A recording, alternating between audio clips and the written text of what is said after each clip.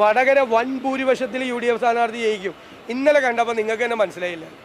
കേരളത്തിൽ ഏതെങ്കിലും സ്ഥാനാർത്ഥി അതുപോലെ ചെന്നിറങ്ങിയിട്ടുണ്ടോ? എന്തായിരുന്നു അവിടെ? മുഴുവൻ വടകരയെ അദ്ദേഹത്തെ ഹൃദയത്തിലേക്ക് ഏറ്റുവാങ്ങുകയായിരുന്നു ചെയ്തത്. ഞങ്ങളുടെ ഒരു കണക്കുകൂട്ടലും പഴക്കില്ല, ഒരു കണക്കുകൂട്ടലും. കൃത്യമായ കണക്കാണ്. നിങ്ങൾ നോക്കിക്കോ, 20ൽ 20 സീറ്റും ജയിക്കും. എഴുതി വെച്ചു.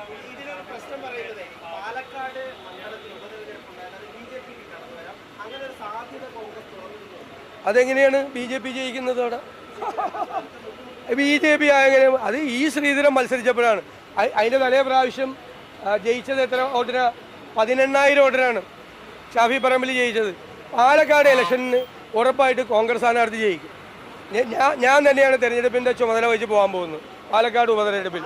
അപ്പോൾ നമുക്ക് കാണാം. ഉറപ്പല്ലേ പാലക്കാട് ഉപതെരഞ്ഞെടുപ്പ് ഉണ്ടാവുമെന്ന്? ഉറപ്പല്ലേ? എനിക്ക് നേരത്തെ തന്നെ പാർട്ടി ചുമതല തന്നിട്ടുണ്ട്. നേരത്തെ തന്നെ പാലക്കാട് ഞാൻ വാക്ക് കൊടുത്തിട്ടുണ്ട്. അവിടെ ഷാഫി ഇപ്രാവശ്യം ജയിച്ചതിൻ്റെ എഴുതി വെച്ചോളാം. ഇപ്പം 3 ഇരട്ടി ഭൂരിപക്ഷത്തിൽ പാലക്കാട് UDFൻ്റെ സ്ഥാനാർത്ഥി പാലക്കാട് അസംബ്ലി മണ്ഡലത്തിൽ ജയിക്കും ഉപതെരഞ്ഞെടുപ്പിൽ.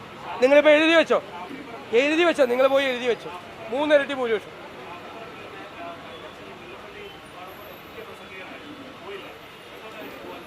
അതൊക്കെ ഞങ്ങളുടെ പാർട്ടിയിലെ കാര്യമല്ലേ, അതൊക്കെ ഞങ്ങൾ പരിഹരിച്ചോളാം.